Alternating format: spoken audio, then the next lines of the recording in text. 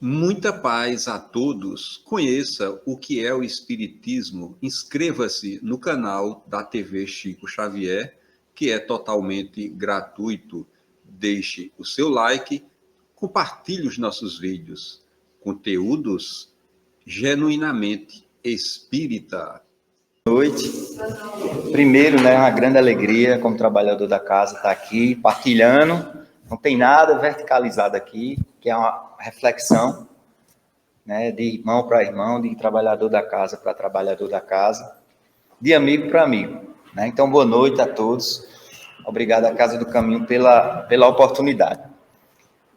A gente às vezes pega o Evangelho segundo o Espiritismo ou o Livro dos Espíritos e pode passar pela cabeça da gente que veio do céu com capa e tudo, que a codificação espírita chegou assim, num toque de mágica, para nós.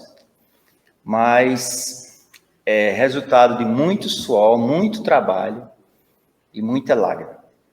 Allan Kardec, quando ali pelo ano de 1854, 1855, teve o contato com o fenômeno das mesas girantes, aquilo ali provocou uma mudança drástica na vida daquele homem, uma mudança drástica que, de uma maneira muito direta também, influenciou a vida de milhões e milhões de pessoas. Allan Kardec, que se dedicou, Allan Kardec, professor, educador, aluno de Pestalozzi, professor de álgebras, com muitas obras de álgebra, com muitas obras lançadas, mas que absorveu essa luta, abraçou essa luta da divulgação da doutrina dos espíritos para cada um de nós, incansavelmente. Por exemplo, na Viagem Espírita de 1862, na comemoração dos 5 anos do Livro dos Espíritos, Allan Kardec andou 4.000 quilômetros em 2 semanas, em 1862. Não foi de carro, não foi de trem, de avião, foi de cavalo, de carroça, trabalhador incansável, dedicado desde o momento que ele percebeu que a sua missão era divulgar essa mensagem.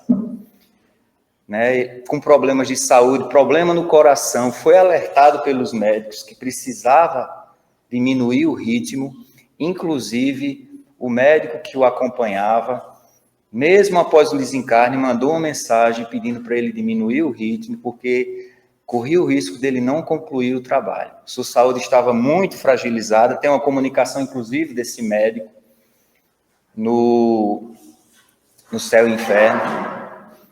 Então ele abraçou, ele se dedicou, e ele, mesmo seguindo as orientações desses médicos, mesmo repassando algumas atividades, ele um dia chega uma correspondência na sua casa, ele sai para receber essa correspondência, e Allan Kardec cai fulminado, segundo o laudo, por um aneurisma, mas muitos acreditam que se tratou de um infarto do miocárdio, porque Allan Kardec era cardíaco.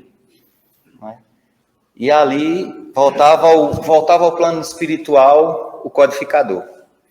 Trabalho incansável, obra em andamento. A Sociedade Espírita Parisiense, após o desencarne de Allan Kardec, principalmente nas pessoas de Pierre Gatin-Lemarie e de Amélie Boudet, sua esposa, fizeram um compilado dos escritos de Kardec que ainda não tinham sido lançados, e lançaram uma obra belíssima, chamada Obras Póstumas, que eu acho que todo espírita deveria mergulhar, nos princípios da doutrina, no princípio da codificação.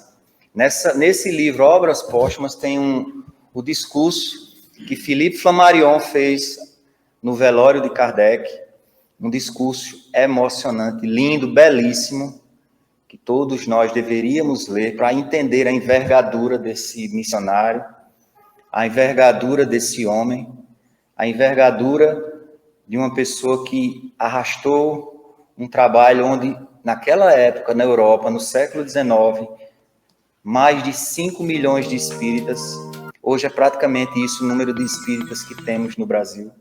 Para se ter ideia da grandeza do fenômeno espírita na Europa naquela época. E esse livro, Obras Póstumas, né, tem o primeiro capítulo, que é Profissão de Fé Raciocinada, e é exatamente sobre esse primeiro capítulo que a gente vai conversar um pouquinho hoje, sobre essa profissão de fé raciocinada. Um capítulo pequeno, mas riquíssimo, e que ilustra a grandeza da percepção do codificador.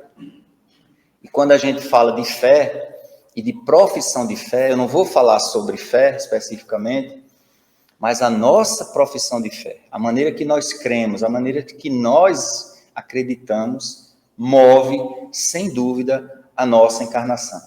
Move, sem dúvida, o nosso processo de regeneração. Move, sem dúvida, o nosso processo de mudança. Nós precisamos saber realmente no que nós acreditamos, né? E para falar, só para dar uma pequena pincelada de fé, eu venho aqui com um itemzinho, um parágrafozinho do capítulo 19 do Livro dos Espíritos,